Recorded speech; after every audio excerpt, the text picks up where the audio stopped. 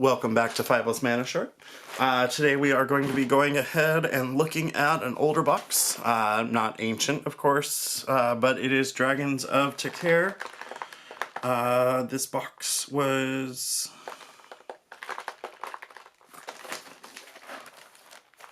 Sorry, I was making weird noises, but I think it's just the pack's running. There was a sticker on the bottom that voids returns if opened, but it threw me off because it was shiny and silver, as you can see right there.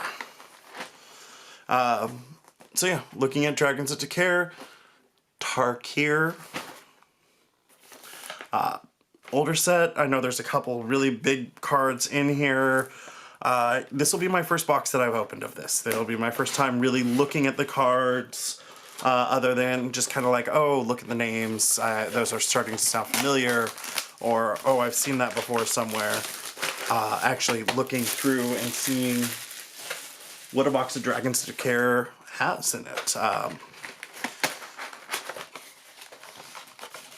Like, starting off, it has a nice pamphlet on the top, well, pamphlet flyer.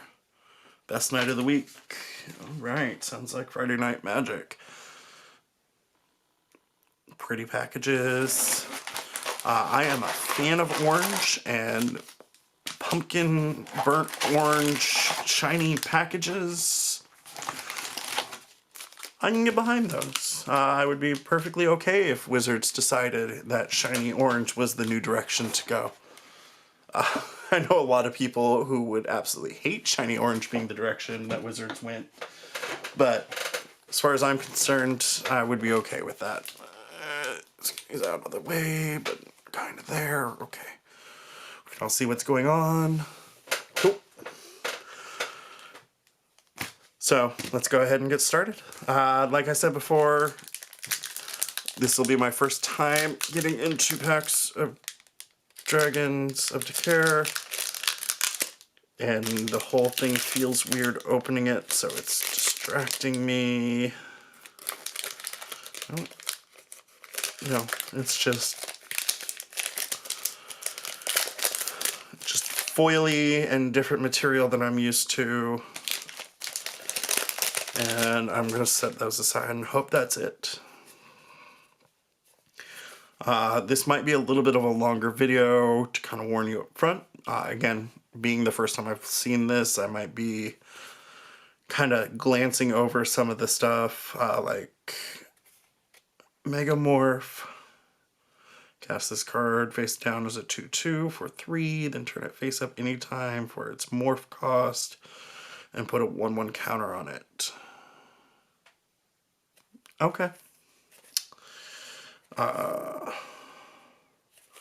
Some cards I'm recognizing because, of course, they were later reprinted in other sets. I say that as I pass the one I'm talking about. Glaring Aegis, Violet Dragonflyer. Of course, those have appeared very recently. Learn from the Past, Tapestry of the Ages, and Warbringer with Zergo, Bellstriker, and a Stormwing Dragon foil. Well, I'm not going to complain with a foil out of the gate. If you're all laughing at me because you already know these all have foils or something like that, haha, joke's on me. Sorry. So, I know with the Dragons of Takhir, it is, of course, taking place in Takhir. And this guy is kind of the focus of it all. Sarkhan, I believe is his name.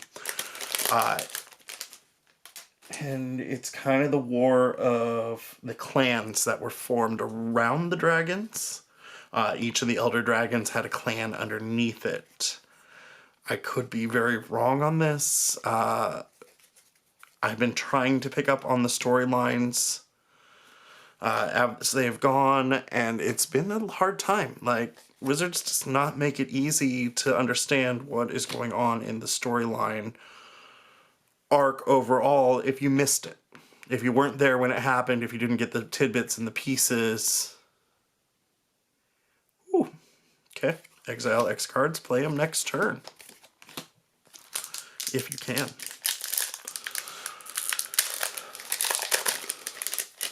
These packs are really frustrating to open. I don't think there's anything weird going on with them. I think they're just weird to open compared to stuff I'm used to. Of course, it's the right skin on it. We see that sticker there, so we know it's the right one. The plastic feels a little thicker than the others. A little more bendy, I guess. I don't know. I think I'm just being weird because I'm not used to the foil pack and the way they stamped them, and it's sticking more than I'm used to. So, yeah. Nice art going on in there. It looks like this is part of the transitional from into the digital arts. I just totally skipped past the scene. See, that's what happens when I get distracted and stuck on art, is I just start going through and foil land.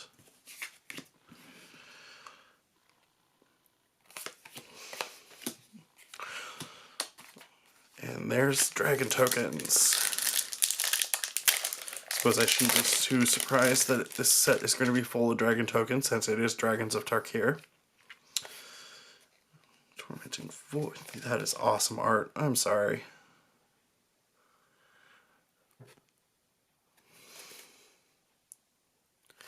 Breathing Winds.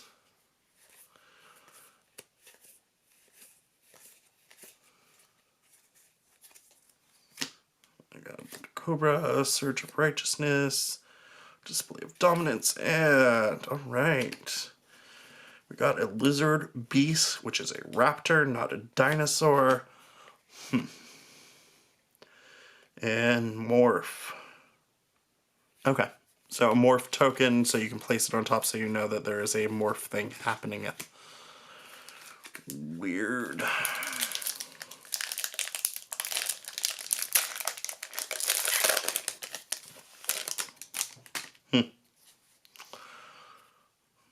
That is a zombie goblin. Might be my favorite goblin now. We had the cutest goblin ever in the token not too long ago in one of the sets that I opened. I believe it was actually in the Master 25 set when I did that box opening.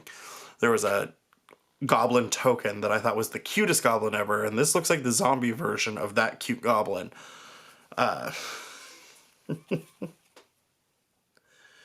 Take him strike. Herald.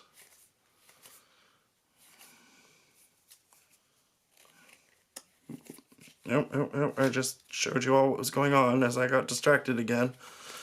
Damnable Pack. X player draws X card and loses X life. That could be fun. Yeah, that token. So, Masters 25 took the Goblin token out of Dragons of Takhir, and that has got to be the cutest Goblin so far. If it'll focus on this Goblin. There we go. I don't know. If there is a cuter Goblin, either on a card or a token, I would love to know about it. I'll look it up. Possibly concede to your argument. Possibly argue that this is indeed the cuter one. But it's adorable.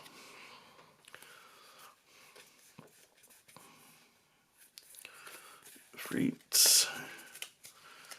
Ultimate Price. Chrissy Deceiver. Okay, they are having fun with names here. Kira's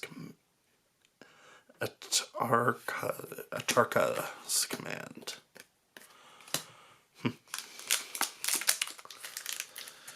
Choose 2. Opponent can't give life for this turn. And deals 3 damage to each opponent. You put a land card from your hand into the battlefield. Creatures you control get +1/+1 and gain reach till end of turn. Nice choose 2. Especially for alternate option in a ramp deck when you don't need it anymore. Alright, skipping through those because I will look through all these cards later and really get a feel for them. I know it's probably not very fun watching me sit here and get distracted and start reading everything. So I try to avoid doing that a little bit. Found Journey. Thought I'd be seeing more dragons by now. Well. So what'd you guys think of Dragons of Takhir? I mean, as a box, it seems to have held its value overall, so people are still paying attention to it a little bit. It, of course, isn't one of the ones that skyrocketed or become, you know, outrageously overpriced to the point where it prices out everybody else. There we go. Sunscorch Regent. And a Swift Windrake.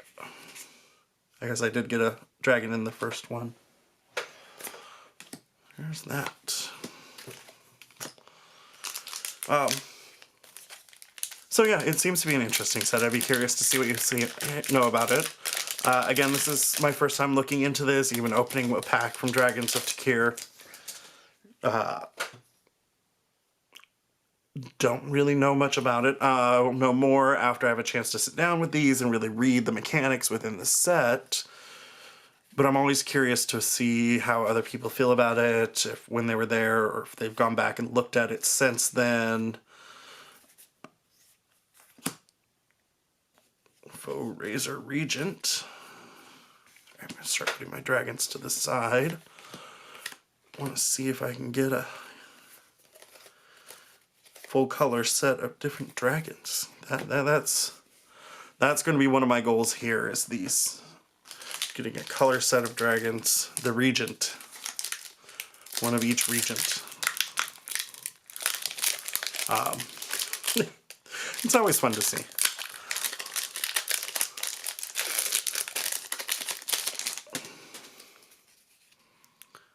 Still love that artwork. I think that's going to be one of my favorite artworks out of this. Silver Effigy, Inspired Call, and Foul Renewal. Huh.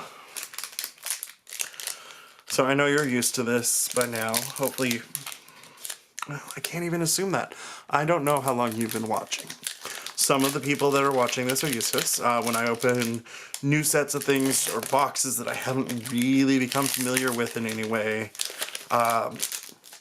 it's harder for me to talk about them. I tend to want to kind of process what I'm seeing, looking through stuff, and I understand that's not, like I said, it's not the funnest for you, but it also causes me to start rambling in circles, and then I feel bad and feel I have to explain myself. Not a mere mockery. So let's try to get through these and see what I come up with. Go from there.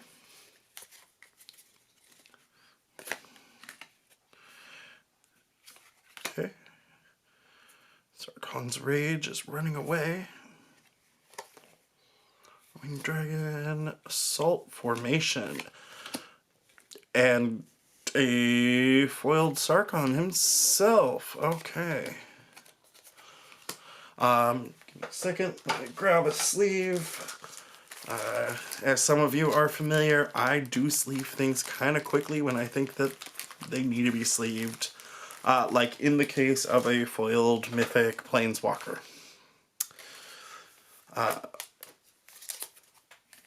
Nice.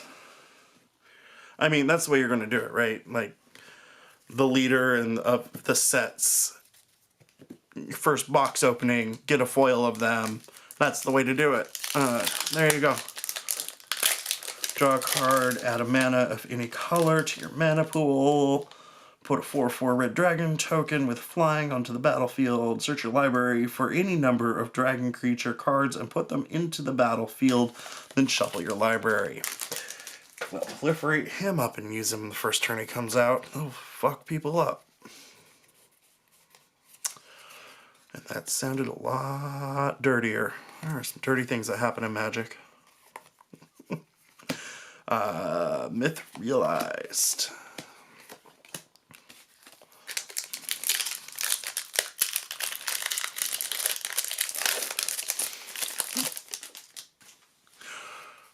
See, now I'm all excited. I'm like, oh, I got that. What else is in here? Why are those cards running away? There's a smoother texture to these than I'm used to. I don't know if it's that the box was printed in a different area. Foremost and Champion of Ashari. Or if it's just the time period these were printed in. I don't think. Well, they're made in Belgium, if that tells anybody anything. I'm looking at another box that I have nearby. Is made in the US. So maybe that's just it. Maybe it's because these are when that time period when Wizards was printing overseas. That, you know, the packs feel different to me when they're being opened. The cards feel a little bit slicker. Is that because they're in Belgium? I'll have to open more boxes to find out. Hopefully you all will stick around with me and take a look at this.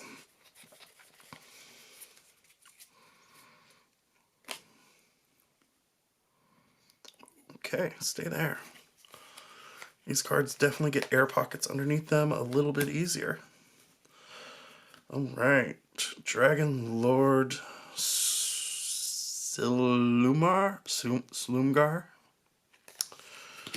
I am also going to have to actually look up how to pronounce all of these names. I'm sure they're simple for some people, but I stare at them going, those letters don't go together. Flying Death Touch. Ow.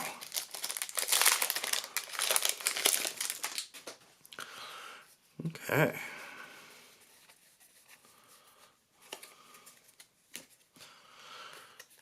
Oh, we're almost there. We just got him. Tapestry of Ages.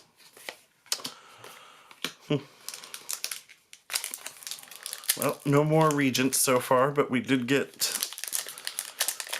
Sharkon Unbroken. Not much to complain about. So far. I do know that I have found a source to get my hands on hopefully more of these. Dragon Tempest. There was... Oh, Zombie Goblin foil. I have found not only do I really enjoy opening boxes with people, but I also love hunting for deals on the boxes and trying to find good deals. Even if the box is a little beat up, my intent is to enjoy what's inside of the box with people, not collect the box, so I tend to be able to find a little bit of a good deal every now and then. And I've spent hours hunting those down, and it's surprisingly rewarding for me. Now, I have Patreon. This is a shameless self-promotion point. The Patreon is specifically to help support me, to help make more of these videos, be able to afford them as time goes on. If you really enjoy them, or you really just enjoy seeing somebody have fun opening stuff, take a look. My link for the Patreon is down below. There's several levels to it. Simple ones that, you know, for just standard boxes that get opened for my patrons. As you go up, it gets into modern boxes. I'm going to have to shift things around with Pioneer being added in. I think I can add a whole new level to that and still make it fun. Or I might just do Pioneer and the modern level kind of together. And then maybe do a separate thing later on if I get enough patrons. But that's way down the road. For now, I think I'm just going to leave them together and word the Pioneer into the Modern to over-describe it to you on that level. But really what it is that for each of the tiers of my patrons I open one box per month with them. And you've probably been able to see the past months down below or in the feed, whichever direction that is. And they're fun. Out of those boxes, I take the cards and then I randomly select one of those cards to go out to each of the patrons that supported me at that level as a thank you for, you know, thank you for helping me keep this going, helping me and enjoying it with me. You don't even have to watch to know what's coming to you. I just send them out as part of everything. Ooh. Harbinger of the Hunt. Harbinger of the Hunt would be the real way to pronounce that. So, yeah, take a look. Take a look at the Patreon, see if it's worth it for you to throw in a few bucks every month to help somebody out. If you enjoyed it a little bit, if you enjoyed it a lot, if you don't enjoy it at all, but you enjoy the thought of being able to help somebody out or get a random card in the mail. I start at the top down, too, when I decide these things. When I send cards out, I should say. If this was a patron box, I would take the rares and the mythics at this point, and I would start with those. If I had more patrons than that would cover, then I would go into the uncommons. If I have more patrons than that, then I'll go into the commons. I really count any foil in the same category I would rare or mythic, if it's mythic foil for that matter. And I don't hold any of the cards out of those boxes. There we go. We got the Red Regent. So if this was a patron box, for example, there would be a chance that I would end up sending the Sarkhan out to one of my patrons in that random selection process. I have sent, I know there's been a Karn that went out. I have sent out a King of Thieves, or the Something of Thieves, the Eldraine one. It's been fun. Might be worth it for you, might not. Who knows? I do tend to ramble sometimes. Some people enjoy it, some people don't. Tell me what you think. If you have any criticism, any comments, compliments. I love compliments. You can leave those below too. But any of it, comment below, message me. If you have any questions about the Patreon or about any of the wording in it, message me. I'd be happy to talk to you about it. In the meantime, I'm going to continue opening packs, and I'm going to continue enjoying this. I do it because I enjoy opening packs with people. I enjoy talking to people, looking at stuff. I do try to keep these video times down a little bit. This one's going a little bit higher than normal. And that's simply because I don't know this set. I keep getting distracted by pretty pictures and looking at reading the cards like this, getting distracted while I do it. So it extends them out, but usually I try to keep them a little bit down so I can't share as much as I want with you. I might start doing spotlights where I look at a set of cards and really be like, here's my favorites out of them, here's why. Do those as follow-ups to box openings. We'll see. I'm kind of getting started in this. It's a little bit new. It's a little bit different. I do have a lot of anxieties over it, even sitting here talking, which is kind of where this talking in circles comes from. Because if I'm going to talk, I'm not going to give somebody a chance to make me feel dumb about talking. That sounds horrible. Boltwing Marauder. Kind of like that art. So, yeah, this is for me as much as it is for other people. Being able to do this, being able to actually put myself out there, put my voice on the internet even, is enough to kind of trigger my anxieties, to make me feel kind of, and I hope you're enjoying it. I hope somebody's enjoying it. I hope somebody looks at this and be like, he's doing it. It's fun. His voice doesn't annoy me too much, so I want to watch this more, see what he pulls out, see what he rambles about. What random stuff is going to come out of his mouth this time. Okay.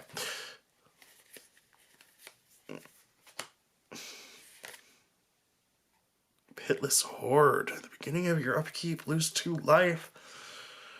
At 5/3, it is dash. You may cast this spell for its dash cost. If you do, it gains haste, and it returns from the battlefield to the owner's hand at the beginning of the next step. Huh.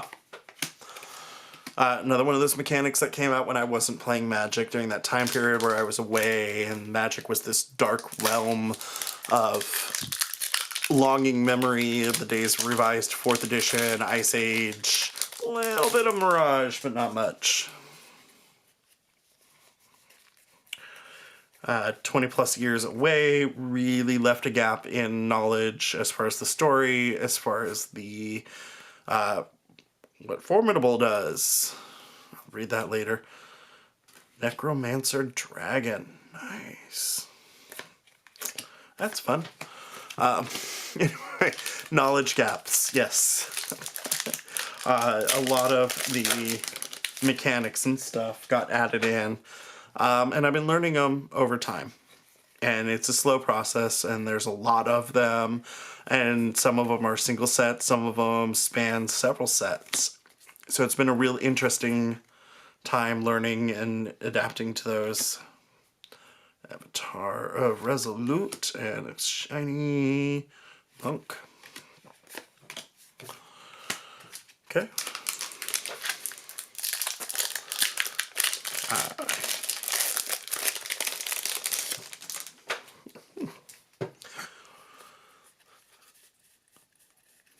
So hopefully, before too much longer, I'll have a little bit of a better table set up. You won't hear the chair that I sit in bouncing around and creaking as I shift a little bit.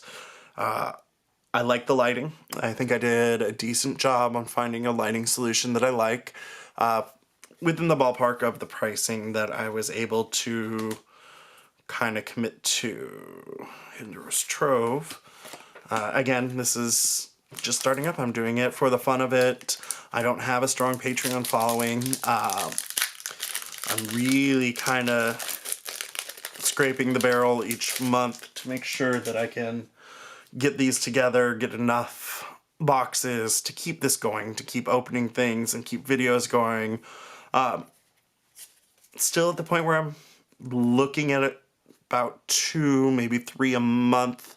If I have a good month, or if I just enjoy a box so much I want to share it sooner. And hopefully that'll pick up. Hopefully I will... Hunt Caller and Living Lore. Sorry, I saw the shiny rare symbol and got distracted from everything I was saying about what I hope for the future. Exile sorcery from the graveyard. Living Lore's power and toughness are equal to the exiled card's converted mana cost. Whenever Living Lore deals combat damage, you may sacrifice it. If you do, you may cast the exiled card without paying its mana cost. That's kind of a fun card, not gonna lie. I don't know how useful it really is in the end. It's one of those ones where I get excited over the way it's worded, but without really knowing how it would work in practicality. So, oh, that is nice. Evolving Wilds.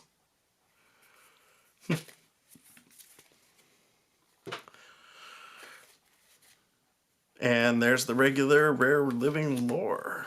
It seems to be a common theme. Get a card, get a foil, get its counterpart. Anyway, so yeah. So I'm hoping as time goes on, people do enjoy this and people enjoy hearing me ramble about things. I get more comfortable rambling is also one of the things I hope happens. And I can focus it in as I get to know the sets more. I can talk about them a little bit better. I am kind of reading up and seeing what the interactions are with cards, what people are really liking, what they're not liking a little. But everybody knows, everybody sees that, everybody's talking about what the Pioneer meta is and stuff like that. And I'm not a big meta person. Truth be told, I'm not as big into the meta of the game as I am into the, ooh, that would be fun. What could I build around that? That would be a fun home deck to play with friends.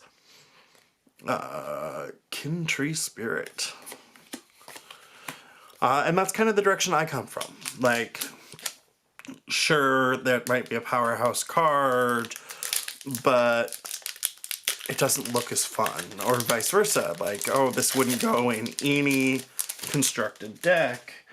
other than a filler card or some random sacrifice, something or another. But man, would that be fun to play with these other cards and just have fun with friends and see what happens. Acid spewing dragon. Oh, and we got a mythic Shaman of the Forgotten Way. Sweet. So that's kind of where I'm coming from, and that's where I'll probably continue to be. I'm not going to be big on setting up the metas and stuff. Oh, this card is great. It's in this type of deck. It's being used at these functions. You get that. That's everywhere. Everybody has an article about what the current meta is. And that's great.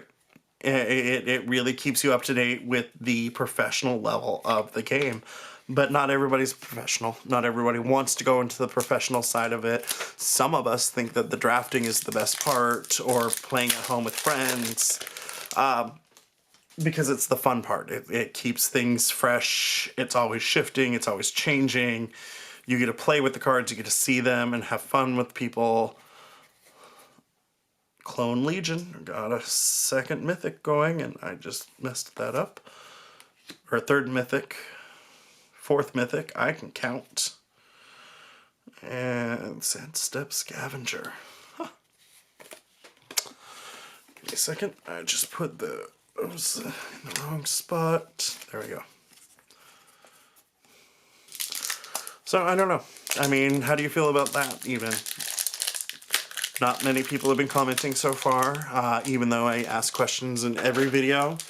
I'm just going to assume it's because people just don't want to watch my videos up to the point of the one when this was filmed. And that's okay. I'm not doing it for you outright. I mean, it is for people. It's to be able to share the opening of these boxes. There's our Deathbringer Regent. I don't think I missed a Regent in there. I'm kind of doing it for me because I want to open these. I want to do all this. I want to share it. I want to open these with people. And since I can't always have a friend around to open packs with and talk, I'm just going to talk with you, tell you what I think about things, open packs, go, ooh, look at that. Isn't that pretty art? Ooh. There. Yeah, see. Ooh. Another ooh. We got Narset Transcendent. And I am off the screen. I'm sorry. I got very greedy with that card. There. I like that art. Is it focusing? There we go. Look at the top card of your library. If it is a non-creature, non-land, you may reveal it and put it into your hand. Nice. It doesn't go on the bottom if not, and you don't have to reveal it if not. When you cast your next instant or sorcery spell from your hand this turn, it gains Rebound. You get an emblem with your opponents can't cast non-creature spells. That would take out a burn deck in an instant. Okay, Narset gets her own little thingy. I guess she goes with the mythics. That is some awesome art. Huh. Well, there we go. I got my second Planeswalker out of there. She's not shiny like Sarkhan, but she is pretty. And one last pack from Dragons of Takhir. I don't know. That was kind of a bomb. I don't think I'm going to get anything better than that in this last pack. But you never know. Thank you for listening to me ramble. We got a Hidden Dragon Slayer to finish things off in the Dragon deck. This has been Fivel's Mana Short. Thank you for seeing this with me. I hope you have a great day.